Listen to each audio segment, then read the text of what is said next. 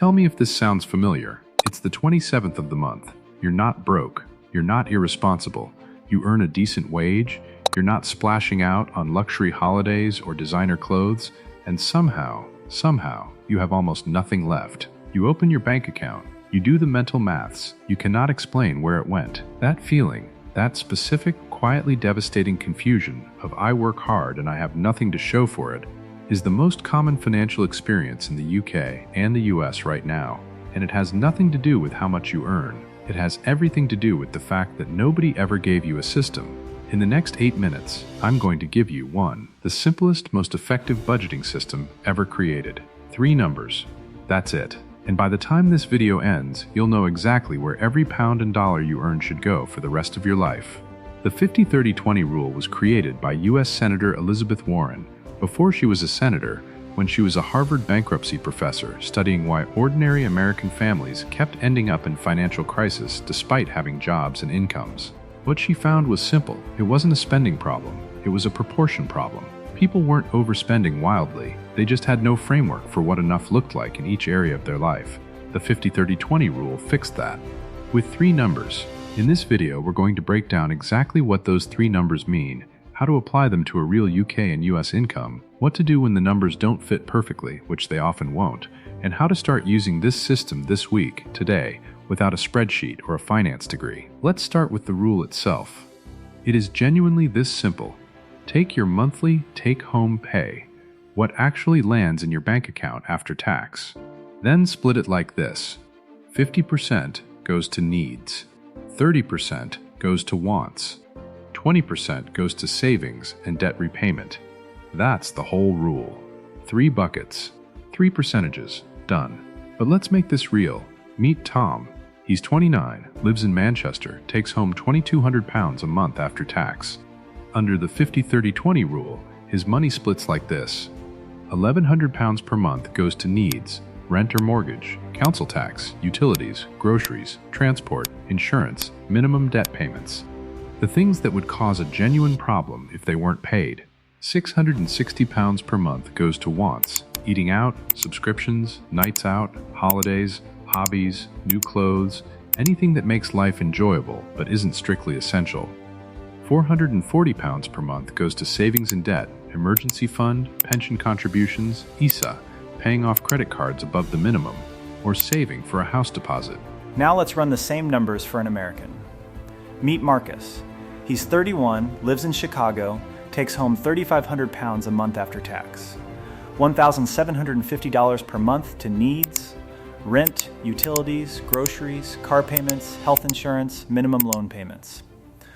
$1,050 per month to wants, dining out, streaming services, gym, weekend trips, clothing beyond basics. $700 per month to savings and debt, 401k contributions, Roth IRA, emergency fund, extra debt payments. Simple, clear, proportional. It scales up or down with any income in any city in any country. That's why it has lasted for over 2 decades as the most recommended budgeting framework in personal finance. Let's go deeper on each bucket, starting with needs, because this is where most people's budgets silently break. Needs are not things I really want. Needs are not things I'm used to. Needs are the expenses that would cause a genuine, immediate problem if they stopped being paid. Rent, council tax, utilities, basic groceries, transport to work, essential insurance. The 50% rule says these should take no more than half your take-home pay. And this is where a lot of people in London, New York, San Francisco, or any high cost of living city immediately panic, because rent alone can swallow 50% before anything else. Here's the honest answer to that. If your needs genuinely exceed 50%, and in many UK and US cities they will, you don't abandon the system. You adjust the other 2 buckets proportionally, and you treat the excess as a signal that something in your needs category needs addressing over time, whether that's housing, a career move, or a relocation. The most common mistake people make in this category is misclassifying wants as needs. A Netflix subscription is not a need. A gym membership at £60 a month is not a need. Your third streaming service is not a need. These are wants, and they belong in the 30% bucket. This distinction sounds obvious, But when people sit down and actually audit their spending for the first time, they routinely find 150 to 300 pounds of monthly wants hiding inside what they've been calling their essential expenses. That's not a judgment, it's just worth knowing. Now, the 30% wants bucket. And I want to be really clear about something here, because most budgeting content gets this wrong. The 30% is not a guilty category. It is not the part of the budget you're supposed to feel bad about. It is a deliberate, built-in allocation for the things that make your life worth living. Because here's the truth about budgets that cut wants to zero.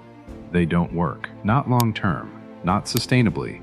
Every single person who has ever gone on a financial crash diet, cutting everything, living on nothing, pure deprivation mode, has eventually snapped, overspent, gone backwards, and felt worse than before they started. The 50-30-20 rule doesn't ask you to stop living. It asks you to be intentional about it.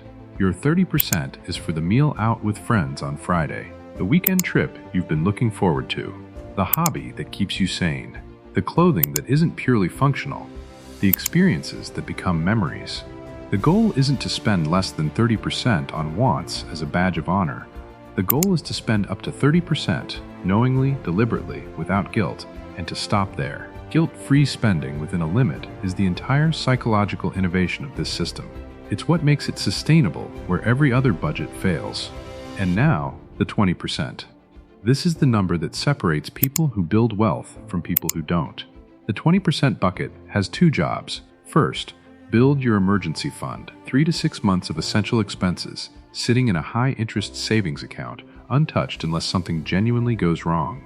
In the UK, that means a cash ISA or an easy-access savings account with a competitive rate. In the US, a high-yield savings account. Second, once the emergency fund is built, invest.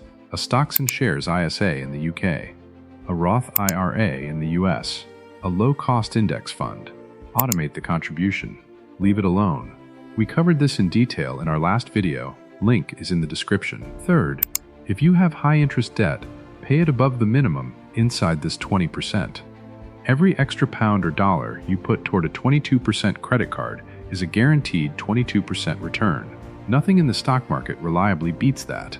The order of priority inside your 20% is emergency fund first, high-interest debt second, long-term investing third. And here's the thing most people miss.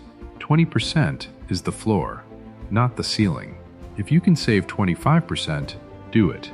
If you can do 30%, do it. The rule gives you the minimum viable framework. What you do above it is up to you. But start with 20, because 20% consistently, every month, for 20 years, is life-changing. The 50-30-20 rule is simple. But there are 3 specific mistakes that consistently trip people up when they first try to use it. Mistake 1, using gross income instead of take-home pay. Your 50, 30, and 20 are calculated on what actually hits your bank account after tax and national insurance, not your salary. If you budget on your gross salary, every number will be wrong. Mistake 2, skipping the audit. Most people guess at their current spending and try to make it fit the rule. It doesn't work. You need to spend 10 minutes going through your last month of actual bank and card transactions, categorizing each one as a need, want, or saving. That real number, however uncomfortable, is where the system starts. Mistake 3, expecting perfection from month 1. The first time you try this, your percentages will probably be off. That's fine. The 50-30-20 rule is a direction, not a destination. Every month you get closer is a win. Progress is the goal, not perfection. 50 to needs, 30% to wants, 20% to savings and debt. 3 numbers, 1 system. More financial clarity than most people ever get in their entire lives. You don't need a spreadsheet. You don't need a financial advisor. You need to know your take-home pay, run the 3 calculations, audit last month's spending, and start.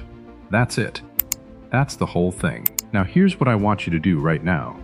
Open your banking app, look at last month, and drop a comment below telling me which of your 3 buckets is the most out of balance, needs, wants, or savings.